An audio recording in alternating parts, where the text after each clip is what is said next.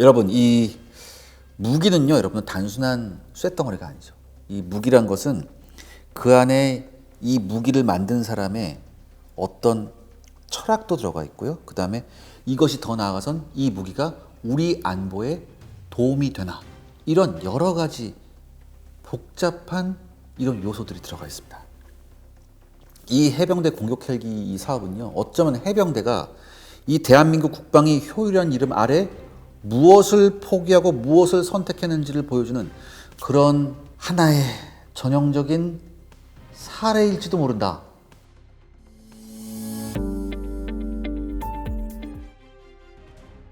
시청자 여러분 안녕하십니까? 샤르르 엑스파일의 이세환입니다. 네, 지난 1월 15일이었죠. 우리 해군 상륙 공격 헬기가 첫 번째 시제 비행을 하는 것이 이제 공개가 됐어요. 그러면서부터 이제 드디어 우리 해병대도 공격 헬기를 보유하는구나, 뭐 이런 얘기가 나왔는데, 사실 이 해병대 상륙 공격 헬기는 이 나오는 과정에서 여러 가지 뭐 얘기들이 많았습니다. 그래서 오늘 샤르르 엑스파일에서는요, 요 얘기를 한번 해볼까 합니다.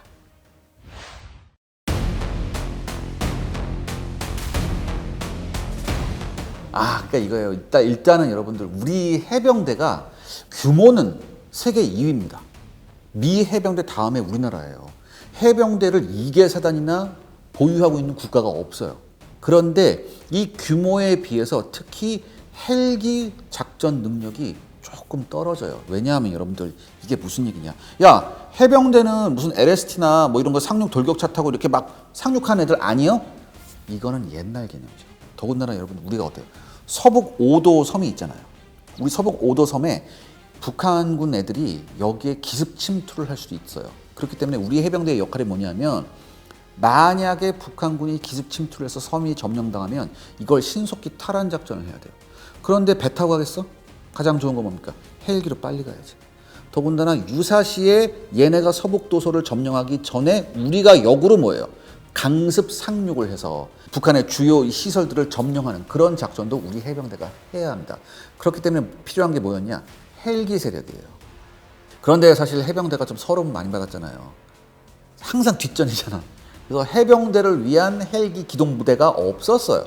그동안 아예 없다가 우리나라에서 수리온이라는 걸출한, 뭐 처음에는 이것도 문제가 있었지만 그래도 수리온이라는 굉장히 준수한 헬기가 나오니까 이걸 바탕으로 우리도 해병대 상륙 헬기, 상륙 강습 헬기를 만들자, 이렇게 해서 이제 마리논 사업이 시작됐죠. 그래서 마리논까지 왔는데 여기까지는 뭐 별 커다란 문제는 없었어요. 문제는 뭐냐면, 이 해병대 상륙 헬기가 갈 때 얘를 엄호해 줄 헬기가 필요하단 말이에요. 왜냐면 대공포 날라오고 뭐가 난리가 날 텐데, 밑에서 걔네도 기관포 쏘고 난리가 날 텐데, 이런 걸 가면서 먼저 들어가서 이걸 싹 정리해 줄 공격 헬기가 필요했습니다. 여기에 선행 연구가 검토돼서 뭐가 들어갔었냐? AH-64 이 아파치가 들어갔고, 두 번째 AH-1Z 슈퍼코브라, 이게 들어갔었고, 또 하나 이제 튀르키에서 만든 T129라는 헬기도 들어갔었고, 그 다음에 S70I라고 블랙호크라는 수송 헬기가 있어요. 이 블랙호크 수송 헬기를 무장형으로 바꾼 요 헬기도 있었고, 마지막으로 뭐야?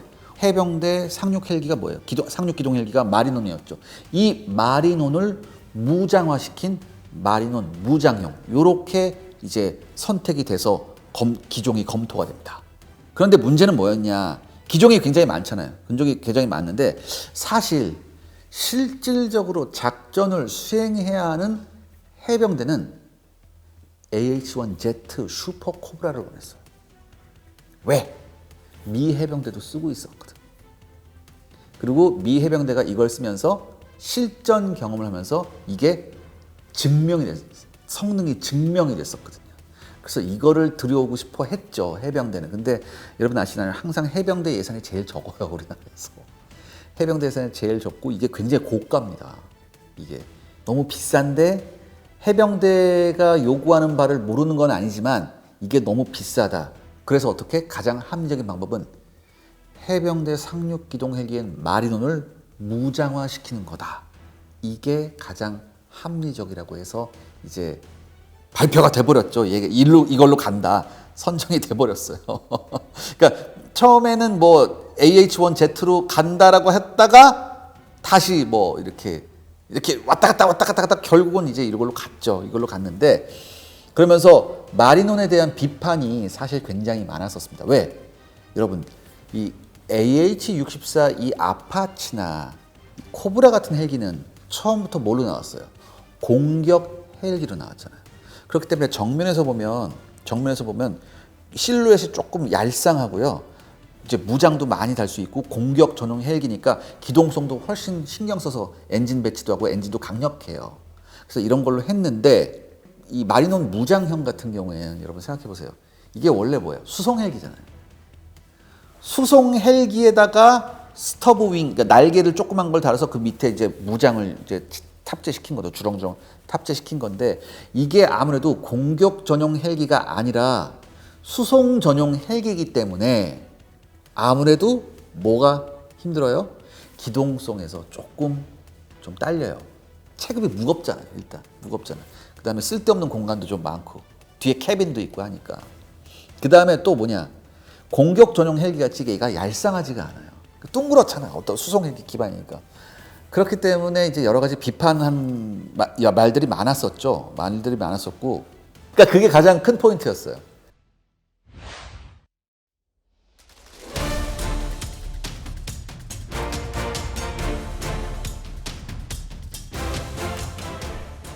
그게 가장 큰 공격 포인트였어요. 야 이게 공격 헬기라고 하면 안 된다. 그냥 무장 헬기다. 무장 헬기가 여러분들 무장 헬기는 건쉽이에요. 어택 헬리콥터가 아니라.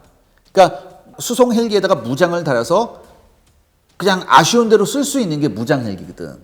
그러니까 이거는 공격 헬기라고 부르면 안 되고 무장 헬기로 불러라 이렇게 얘기가 많았는데 물론 이게 이 무장 헬기가 사실 베트남전 때부터 나왔다고. 베트남전 때부터 나온 거였는데 이게 지금 이렇게 하면 되냐. 이게 왜? 수송 헬기보다 훨씬 앞에 빨리 가서 빨리 후다닥 하고 얘네가 공격하고 나와야 되는 애들인데 기동력이 수송 헬기하고 똑같으면 안 되지 않니? 뭐 이런 얘기도 좀 있었고 좀 그랬었어요. 더군다나 이런 거 있었잖아요. 이게 실루엣이 크니까 적의 공격에 굉장히 취약하다. 잘 보이니까. 공격 헬기는 앞에서 보면 좀 굉장히 얄쌍합니다. 근데 수송 헬기는 어쩔 수 없이 좀 둥그렇잖아요. 그러니까 이게 굉장히 잘 보인다라고 해서 굉장히 공격을 많이 받았어요. 많이 받았고 그래서 이 제조사가 카이가 제조사인데 여러 가지 이제 거기에 대한 논리를 얘기했죠. 첫 번째, 수송 헬기에다 그냥 날개 달아서 무장 다는 게 아니라 방탄팡도 강화하고, 그다음에 여러 가지 최첨단 시스템도 그 공격 시스템, 조준 시스템, 광학 장치도 넣고, 그다음에 유무인 복합이라고 해서 여기서 무인기를 미사일 같이 탁 날린 다음에 이 무인기가 날아가요. 그럼 무인기가 여기서 미사일같이 탁 날아가면서 날개를 쫙 펼치면서 정찰을 하면서 적을 발견하면 얘가 그대로 자폭 공격을 한다고요. 이런 유무인 복합도 하기 때문에 충분히 생존성을 보장할 수 있다. 이렇게 얘기를 했었습니다. 내 항속거리는 또 우리가 마리논이 제일 긴데 이게 있습니다. 이게 상승률이라고 있어요. 상승률이라고. 그러니까 이게 헬기 기동성 중에 가장 중요한 게 뭐냐면 가다가 확 떠오르고 얘가 얼마나 높이 떠오르냐 그래서 얼마나 높이 떠서 이렇게 할 수 있냐 이런 것도 중요한데 마리논이 상승 한도가 4,500m에 초당 10m로 올라갈 수 있는 상승률을 가지고 있었고 H1Z가 상승 한도 6,000m에 초당 상승률은 14.2m 그 다음에 아파치는 상승 한도 6,400m에 상승률이 마리논하고 똑같은 초당 10m였어요. 아파치는 사실 원래부터 공격 헬기로 나왔기 때문에 차원이 다른 떡장갑을 하고 있고 차원이 다른 공격력을 가지고 있잖아요. 그래서 이런 뭐 기본적인 스펙을 비교해 보니까 조금 이게 좀 그렇다 그런 얘기가 좀 많이 나왔었죠. 사실 이런 얘기가 안 나올 수가 없었어요. 안 나올 수가 없는데 근데 여기서 사실 이 성능만 얘기하는 게 아니라 모두 얘기해야 돼요. 솔직하게 경제적인 것도 얘기해야 돼요. 왜냐하면 일단 해병대에 배치되기로 했던 상륙 공격 헬기의 수량이 24대밖에 안 돼요. 여러분들. 그러니까 딸랑 24대를 이게 대대도 안 되는 딸랑 24대를 얘를 수입해서 오면 어떻게 얘를 수입해서 오면 이거 가격이 굉장히 비싸다. 그 다음에 그럴 바에는 무장형으로 가자. 그럼 여기서 이런 얘기가 나오죠. 원래 이 코브라도 UH-1이란 기동 헬기를 개조해서 만든 거거든. 그럼 우리도 야 마리논을 완전 공격형으로 개조하면 되지 않느냐 이런 얘기가 나왔어요. 이런 얘기가 나왔는데 이러면 또 시간과 예산이 한없이 들어간다고 그런 얘기가 나온 거죠. 그런 논리가 나온 거죠. 그러니까 그거 틀린 말은 아니에요. 그러니까 가장 합리적인 것은 상륙 기동 헬기에다가 이걸 무장화시키는 게 가장 맞다. 24대밖에 안 되는데 이 24대를 위해서 또 기동 헬기를 또 새로운 공격 헬기로 또 개조하고 또 재설계해야 되느냐? 그럼 안 된다. 그런 얘기가 또 나온 거죠. 그러니까 어쩔 수 없이 경제의 논리로 이 마리논 무장형 헬기가 나오게 됩니다. 이걸 우리는 해병대 상륙 공격 헬기라고 하죠.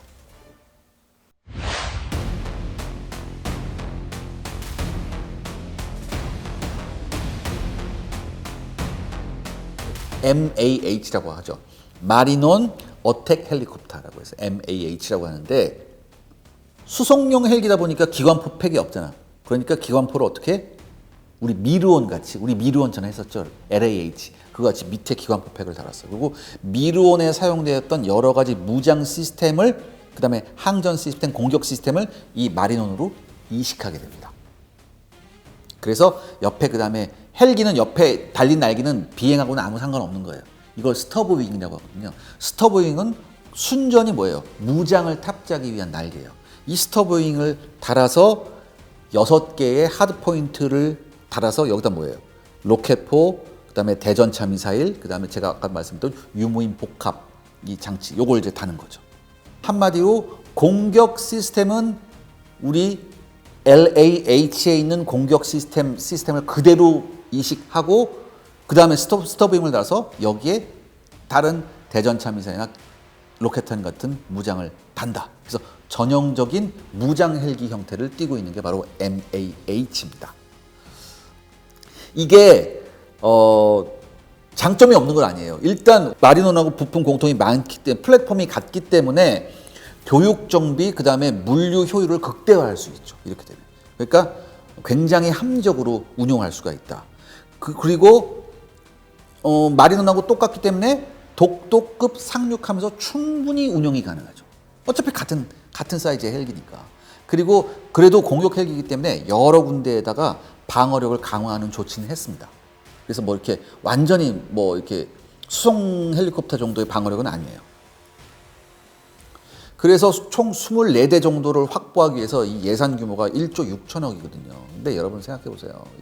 이것도 적은 돈은 아니지만 1조 6천억 가지고 공격 헬기 24대를 뽑아낼 수 있는 그런 건 없어요, 사실. 그러니까 이렇게 수송 헬기를 활용해서 이렇게 했기 때문에 비교적 이렇게 저렴한 가격으로 24대나 뽑혀줄 수 있는 겁니다.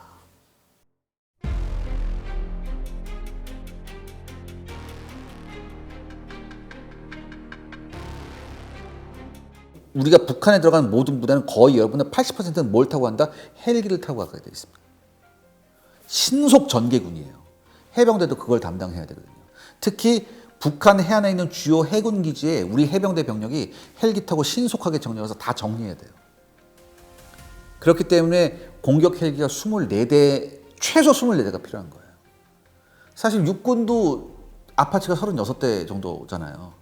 그러니까 근데 육군보다 훨씬 규모가 작지만 해병대는 그럼에도 불구하고 이렇게 24대 정도의 공격 헬기가 필요하다는 것은 그만큼 해병대가 해야 될 일이 많다는 얘기죠. 그런데 여기서 나오는 거죠.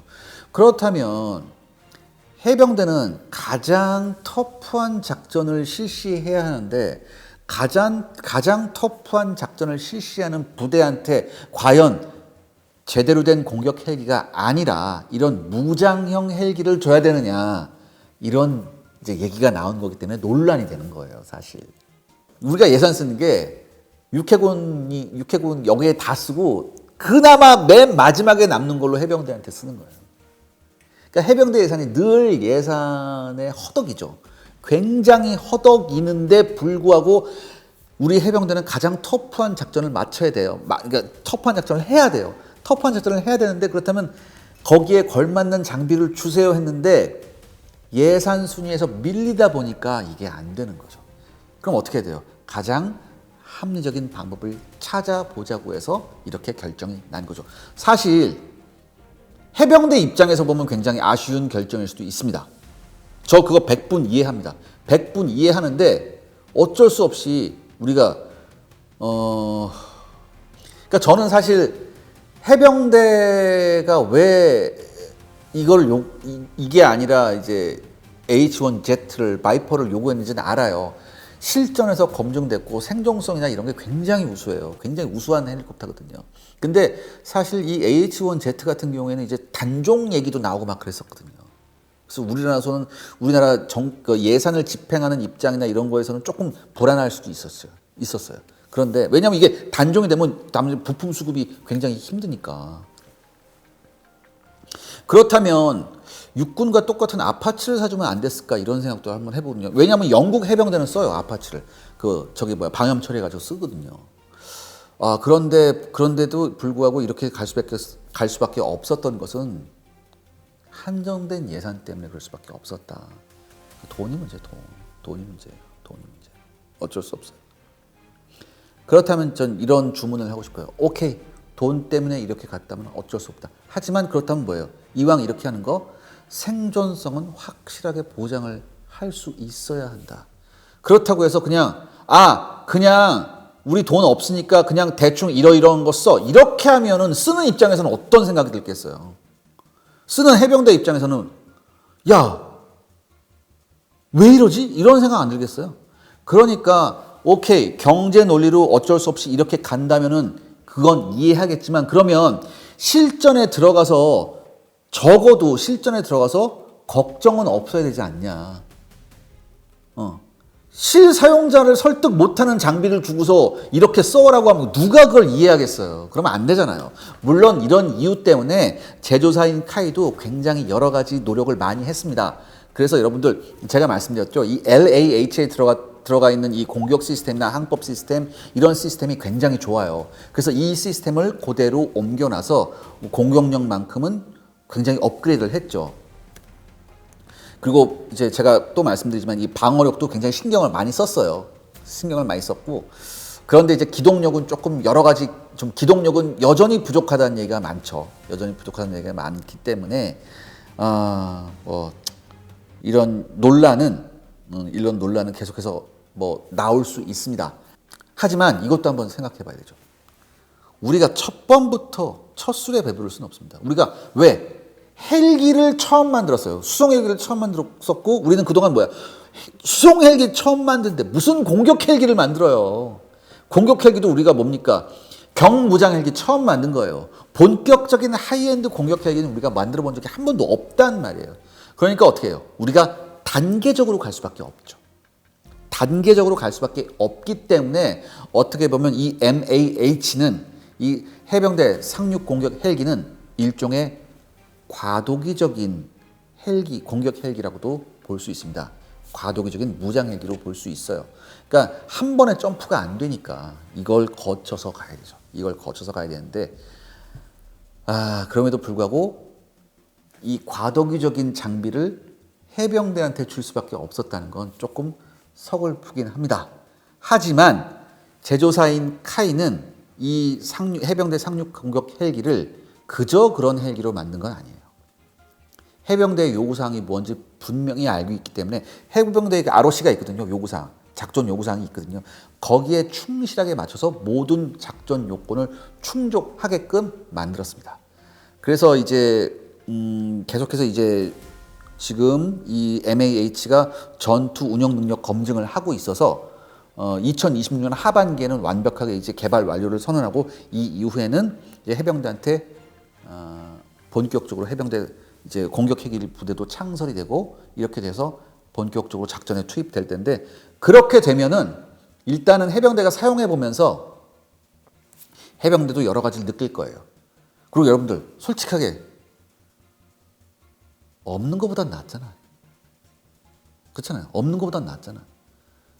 다만 해병대가 이걸 실질적으로 운영하면서 여러 가지 개선 사항이 나오면 제조업체가 그리고 그 방사청이나 국가에서 이걸 해병대가 개선 요구를 하면은 그걸 좀 빨리 반영을 해줘서 신속하게 개선했으면 좋겠어요. 일단 기본은 굉장히 그래도 뭐 이게 여러분 못 쓸 물건은 절대 안. 제가 지금 하는 말이 뭐냐면 이게 무슨 함량 미달이고 못 쓸 물건이고 방산비리 이거 아니에요. 이거 절대 아닙니다. 나름 우리는 굉장히 합리적인 선택을 했어요. 다만 그게 해병대 요구 수준에 좀 미치지 못할 뿐입니다. 본격적인 공격 헬기를 가지고 싶은 해병대 수준에 미치지 못할 뿐이에요. 그러니까 여러분들 이게 앞으로 확장 개량 가능성이 굉장히 높아요. 높고 우리 카이라는 회사의 이 능력도 굉장히 출중하거든요. 이걸 개량하고 이렇게 하는데 출중하기 때문에 해병대가 충분히 사용할 수 있는 꽤 쓸만한 공격 헬기가 나왔다고 이렇게 이해하시면 됩니다. 여러분 이 무기는요, 여러분 단순한 쇳덩어리가 아니죠. 이 무기란 것은 그 안에 이 무기를 만든 사람의 어떤 철학도 들어가 있고요. 그 다음에 현장에 있는 병사들한테 이 무기가 어떤 의미일까? 이 무기가 현장에 있는 병사들의 목숨을 지켜줄 수 있을까? 그리고 이것이 더 나아가선 이 무기가 우리 안보에 도움이 되나? 이런 여러 가지 복잡한 이런 요소들이 들어가 있습니다. 이 해병대 공격 헬기 이 사업은요, 어쩌면 해병대가 이 대한민국 국방의 효율한 이름 아래 무엇을 포기하고 무엇을 선택했는지를 보여주는 그런 하나의 전형적인 사례일지도 모른다. 그렇다면 우리는 가장 최선의 선택을 했을까? 아니면 가장 저렴한 선택을 했을까? 굉장히 미묘한데 가장 최선의 선택, 가장 저렴한 선택, 그 중간에 있는 건 뭐겠습니까, 여러분? 가장 합리적인 선택일 겁니다. 전 우리가 가장 합리적인 선택을 했다고 믿고 싶습니다. 오늘 샤르 엑스파일 여기까지입니다. 다음 시간에 좀 더 재미있는 아이템으로 돌아오겠습니다. 감사합니다.